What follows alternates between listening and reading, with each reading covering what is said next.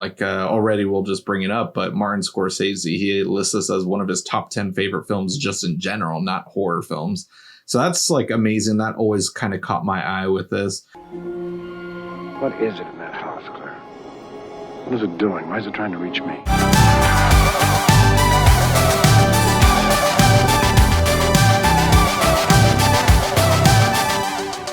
What's up, YouTube? We are Drive-By Movies. My name is James. My name's Blaise. And never have I ever seen the 1980 horror classic, The Changeling. Many films will frighten you, but only a few can really terrify you.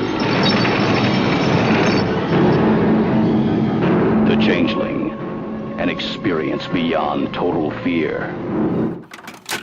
This 1980 film is directed by Peter Medak and stars George C. Scott. After the death of his wife and daughter in a car crash, a music professor staying at an old mansion is dragged into a decades-old murder of a child by an inexplicable presence in the mansion's attic. James, I have watched The Changeling before. This is one of those movies where when I was getting my PhD in horror, I was watching, not all the classics. We're going to get into that in the weeks to come, to be honest. Mm-hmm. But I was watching, some of those movies that I hear people talk about, some of those movies that I don't hear people talk about. And one of those movies is The Changeling, actually. I think this is kind of an underrated movie, but I would like to hear your perspective when it comes to, is this movie underrated? Is it overrated? How often had you heard about this movie until you watched it today? Well, I think this is a movie that not a lot of people talk about or bring up, but it's very high profile by a lot of filmmakers' standards as being like their favorite horror film. And some people, it's even just their favorite films of all time. Already we'll just bring it up, but Martin Scorsese, he lists this as one of his top 10 favorite films just in general, not horror films.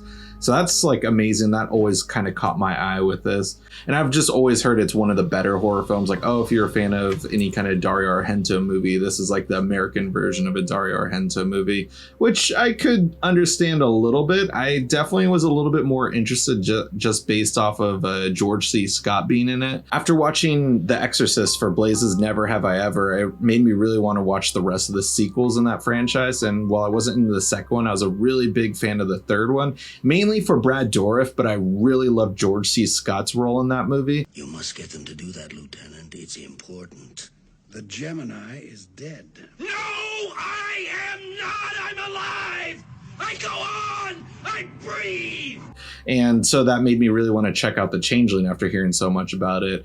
And also Joe Bob Briggs, during quarantine, even though we're still in quarantine, but I'm back at work now. And every time I'm off, I really want to watch some Joe Bob Briggs episodes. And The Changeling is one of them. So I had a great time watching it. And yeah, I'll say I definitely see it. I understand why. I definitely see why people love it. And I definitely would consider it more underrated, even though it's not my favorite horror film I've ever seen. It definitely felt more of a drama. It felt like I was watching more like a movie like The Sixth Sense or The Others, where they're definitely in that horror genre, but felt more like a mainstream drama with some really creepy elements. But I really enjoyed this movie. It's really fantastic. How was it for you rewatching it? Honestly, rewatching this movie, it kind of reminded me how much I can appreciate movies kind of similar. I honestly felt like this really reminded me rewatching it of Hereditary. And it was just the fact that people use this word when talking about Hereditary or Midsommar or basically only Ari Aster movies, which is elevated horror. That term is really annoying. And if you use it, I don't understand. I felt like all horror should be on a similar plane. There's obviously a lot more campy stuff like Friday the 13th movies or Nightmare on Elm Street. But then there is stuff even from 1980s, The Changeling, that is still, more operatic in a sense and, feels more dramatic, like you mentioned. So something like this really did remind me of Hereditary. Rewatching this, I really enjoyed it. I think I enjoyed it a lot more rewatching it after seeing something like Hereditary, where everyone who hasn't even seen a horror movie absolutely loves Hereditary. And Hereditary is pretty grotesque and obscene if you're not even a horror fan. So it's kind of crazy how people have kind of come to appreciate things as long as it's elevated. Right. Yeah.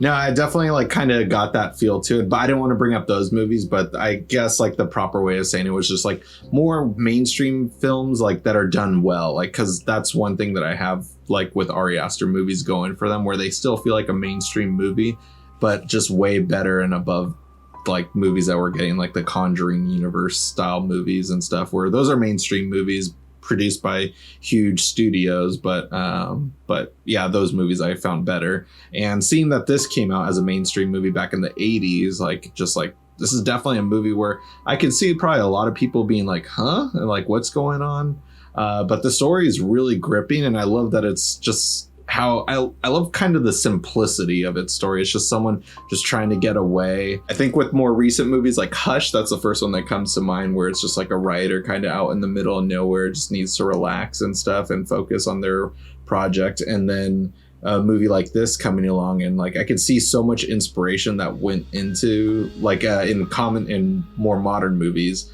that we see nowadays that would have used this. And I would have loved to have seen now like Martin Scorsese style horror film after hearing how much he loved this movie.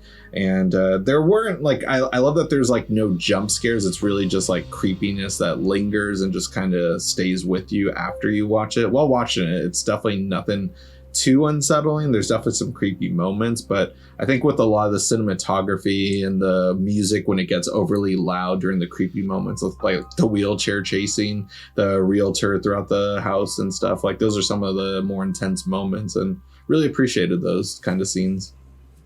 Honestly, I have to hope, as a film fan, that the ghost story in itself is so cerebral to storytelling. Mm-hmm. Some of your oldest moments, remembering maybe telling a story for the first time, might even relate back to being a teller of ghost stories around a campfire or something. Some of your earliest memories sometimes, especially around storytelling. Mm-hmm. So you'd have to hope that maybe Martin Scorsese has it in him to make a horror movie someday, but Who knows? Anyways, when we're going to talk about ghost stories and storytelling here, I have to say The Changeling is probably one of those best ghost stories. You mentioned The Conjuring earlier and James Wan, and that was another film that this really reminded me of rewatching. I'm like, oh, this is kind of like has those same elements of like, it's a new house. There is ghosts. But the thing that I really loved about this, beyond George C. Scott's brooding performance as somebody just trying to get away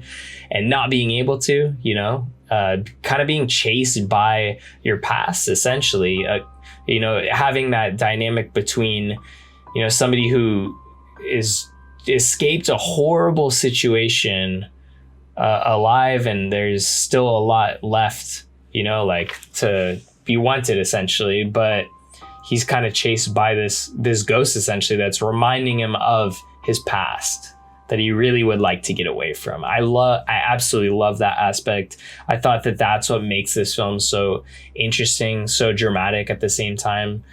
So, I mean, the story really is it for me when it comes to this movie. It's definitely a little bit on the slower side. This isn't the shortest movie. This isn't a scare me or, one of the shorter films we watched more recently, but I really do recommend The Changeling. If you haven't seen it and you're a horror fan, this is the month. I know we're in October right now, so every other month of the year, we make excuses for maybe why we say, check out this horror movie, check out that.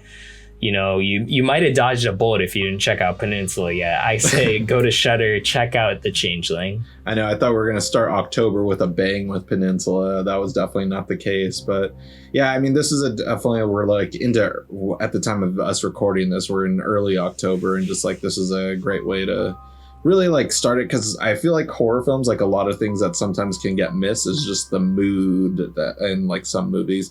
And I love that the house, I guess, was a fun fact, like it was a backdrop for most of it. Like it is a real house, but they didn't actually film it like in front of it at all times. I was just like used as like a background. Like I don't know whether it was like CGI, I guess CGI or green screen had been used at some point for using it, but just like, but it's still that gothic look and its gothic setting. Like this is true goth, I felt like, versus like Tim Burton just going over the top. As much as I love like early Tim Burton movies, this is like kind of the settings I'd like to see in a ghost movie, and it didn't have to use any crazy like filtering to change it in post-production or anything. Granted, this is 1980, so, and was shot in the 70s, so not a lot of that stuff was accessible at that time, but just seeing what they were able to accomplish with it, and just seeing some of the scares that they were getting away with, like, it was really cool. I love some of the interpretation or openness to interpretation for this movie too, with the ghosts, because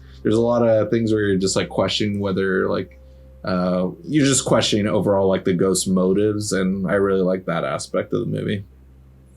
Yeah, I have to say, when it comes to like the kind of the craftsmanship and the artistry that is within this movie, one of my favorite things was the cinematography, because there's so many moments where the camera is really lending itself to making the film actually scary, whether it's just like the very, very slow tracking shots of this huge house and its only inhabitant being George C. Scott. It really makes scenes that might not be, you know, scary in a normal movie, but the cinematography in this film definitely, you know, accentuates that fear of being kind of alone, essentially, that, you know, are within this movie. Oh yeah, for sure.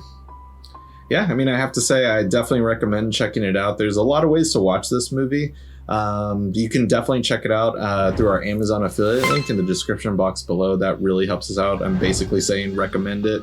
Watch it right now for this Halloween season. A lot of people that I know have not seen this movie, so I'm glad that I finally checked it out, even though it's considered a classic amongst horror buffs. So definitely do that and leave a comment letting us know what you thought about it, as well as our thoughts on the movie. And if you haven't already, guys, smash that like button. Go ahead and leave a comment. Like James said, let us know what you thought of The Changeling if you have seen it. And if you haven't already, guys, hit the subscribe button, click that notification bell to get all of our latest updates. We're also new to Instagram. Please follow us. You can find the link in our description box below. Until later, tune in next week for a brand new video, guys.